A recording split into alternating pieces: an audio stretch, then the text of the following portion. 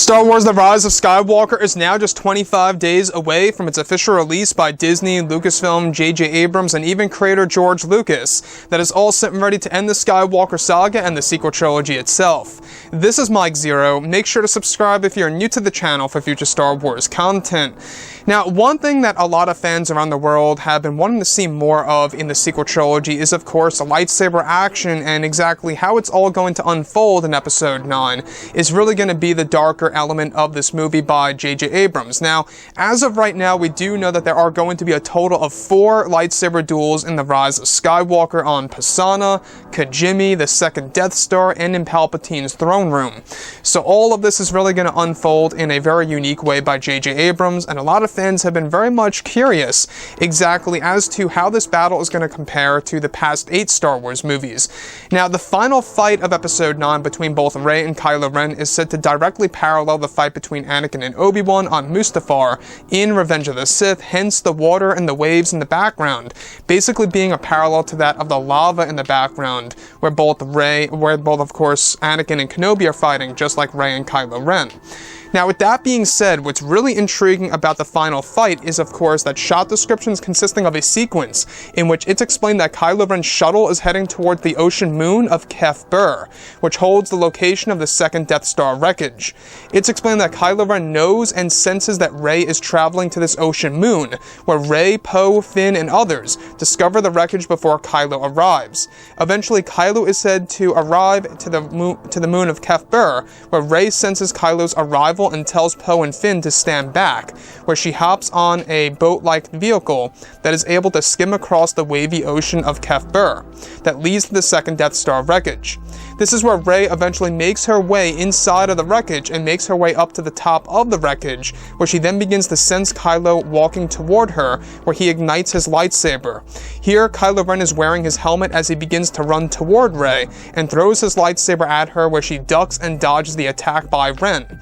This is where it's said that Kylo catches his saber back, where it acts like a boomerang, where Rey begins to run toward Kylo Ren. They both exchange powerful strikes with their lightsabers, where Rey is said to eventually slash Kylo Ren's helmet, where a large portion of the helmet is said to reveal his face, such as a part of his nose and right eye. Kylo rips the helmet off and is described to throw it into the ocean over the edge of the wreckage, where this is where Ren walks toward Rey, where he is actually said to be furious and clash his sabers again with her.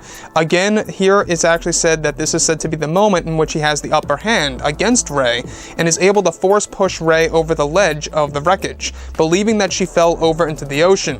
Kylo makes his way to the edge and looks down, only for Rey to make a surprise attack, as she was hanging on the edge, where she actually strikes Kylo Ren's legs, where he falls down into the wreckage and its interior, where Rey jumps in after Kylo to attack. They are now said to be inside of Palpatine's old throne room, where both Luke and Vader once fought. Their battle continues, where Kylo initiates Force Lightning against Rey, where she blocks it and redirects it at the ceiling, causing rubble to fall down, where Kylo uses the Force to block it and throw rubble back at Rey. Eventually, Kylo Force pushes Rey into Palpatine's throne and puts her into a Force freeze, where he then gives her a lecture about who she really is and gives her visions of how her parents really died.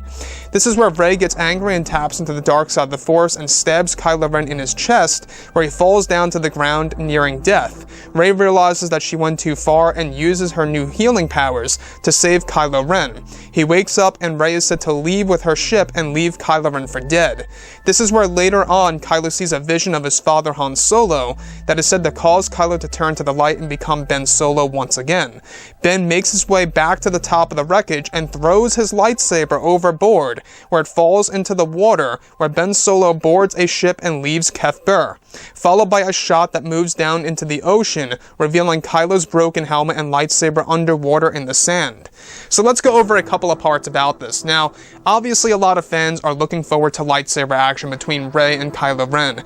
How this particular fight is going to match up against Anakin and Obi-Wan's duel is really going to be a big thing by fans. It really is, because we do know that J.J. Abrams wanted to make this duel as epic as possible between Anakin and, Obi-Wan, and kind of making it a parallel to that. where, of course, this particular scenario between Rey and Kylo Ren on board of the second Death Star and inside of Palpatine's old throne room is also said to be used as a piece of nostalgia as well. So I want to go over one part here that really does stand out to me, is that the ocean moon is actually not, of course, obviously Endor. This is a brand new moon that is actually revolving around Endor, the gas giant Endor, and what's really interesting is that the name of this moon is actually called Kefbir, Kefbir. It's actually not the world of Endor, or the forest moon of Endor, I should say. Even though it has 8% water, this was confirmed on StarWars.com also that this moon is called Kefbir. So once Kylo Ren travels here, Rey is said to sense Kylo's presence, where she actually tells, of course, Finn, Poe, and others to stand back and to stand by. Now, what's exciting about this is that this leads to a moment in which Rey has to use this boat-like device, or this boat-like vehicle, and travel across the ocean over to the second Death Star and go into the interior of that, and makes her way up to the actual top of the wreckage.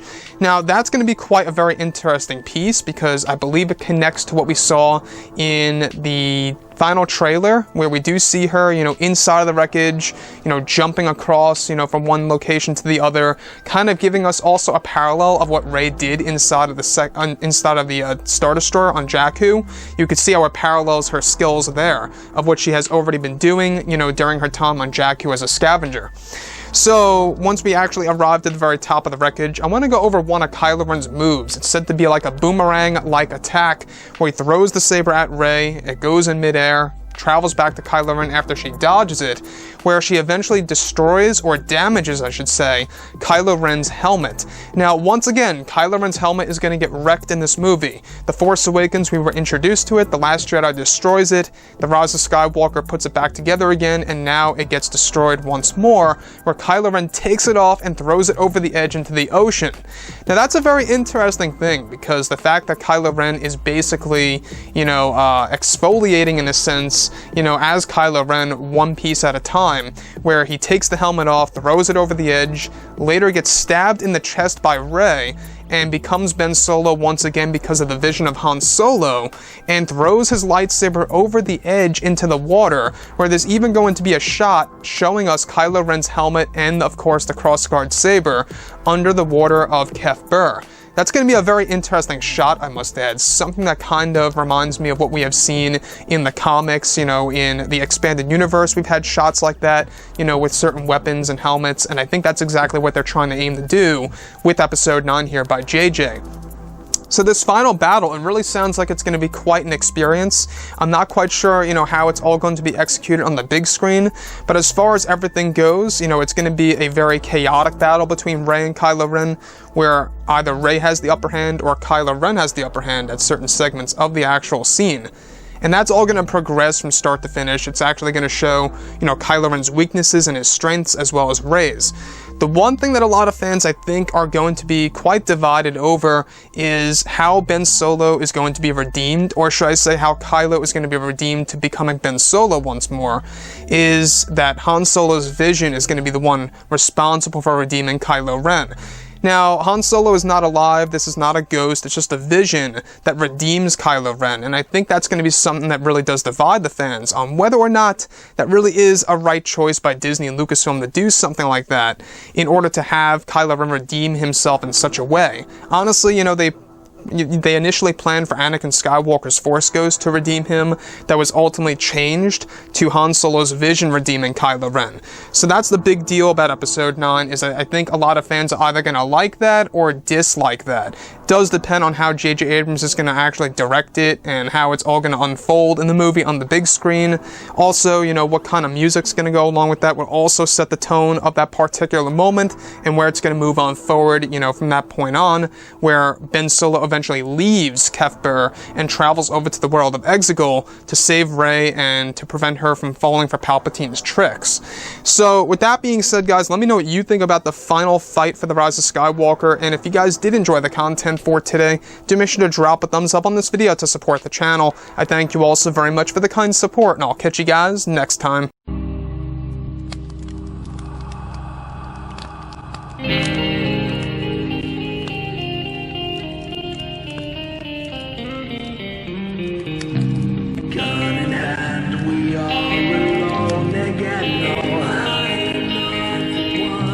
from night to moon.